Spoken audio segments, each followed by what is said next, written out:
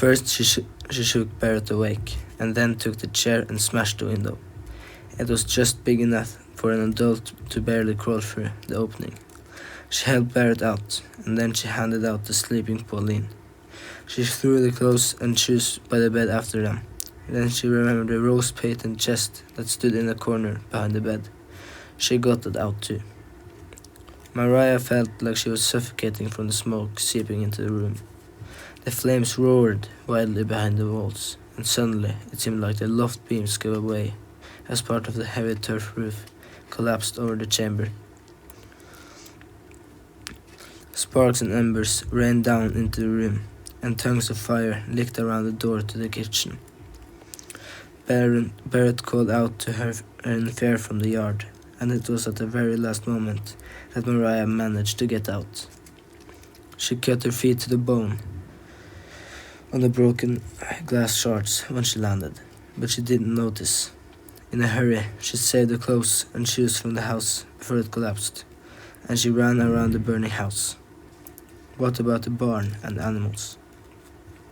But the barn, which stood just beside the house, was almost completely burned down, and the animals were probably long dead. A sweet stench of burnt meat and wool met her. The little family gathered in the only house left on the farm, the old storehouse, while the remains of their home were consumed by the flames. Almost everything they owned was gone. Not even their outer clothes had been saved. There was little to find in the storehouse, but a few loaves of bread remained on the shelves, and a couple skinny salted herrings were fished out of the brine in a barrel. No one could eat anything, but they made a bundle so that they could take these crumbs with them. The few sacks of flour in the bin had to be left behind. Mariah let her hands run through the golden seed grain stored in the chest. Heavy, food-filled grain that could give hope for growth and harvest many times over in a new summer and a new autumn. But would this seed grain be needed in Lomsdalen? The only thing they had saved besides what they wore was the chest. Mariah had everything she owned of value there, some brooches and a few coins that were all her earthly wealth. There was no use in sulking and crying now.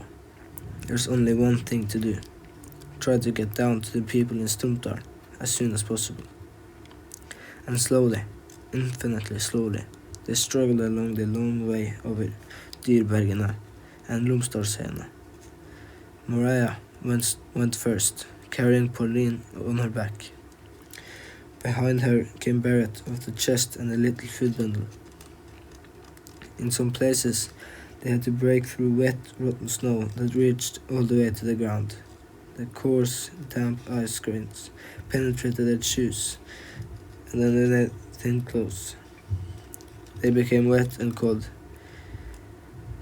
and it was terribly hard, especially for Mariah. At the highest point of Melheia, it was almost completely bare, and Mariah sat down on a stone with the little girl on her lap.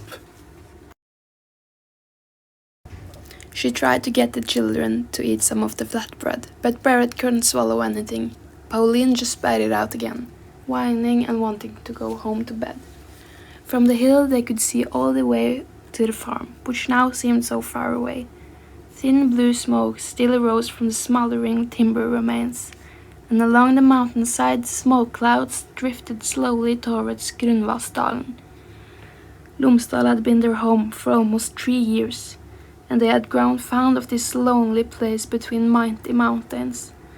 They had become well acquainted with the forests and valleys around the farm, and if they went a little up the mountain, they had a view of a landscape that was even more majestic and much more rugged and wild than Maria's childhood realm from the lake of Snåsa.